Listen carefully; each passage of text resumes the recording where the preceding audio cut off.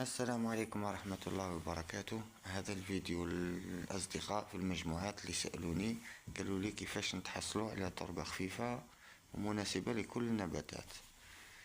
نبدأ ونجيبوا سماد عضوي متحلل أو قديم، كمية منه، والكمية راح تختلف على حسب النوع تاع النبتة والحجم تاعها،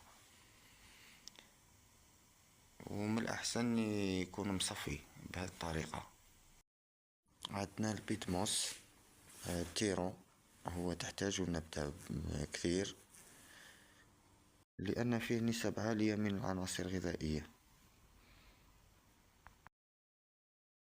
عندنا رمل خشن، هو يساعد على تصريف المياه جيدا وراح يساعد بالطبع في تمدد الجذور.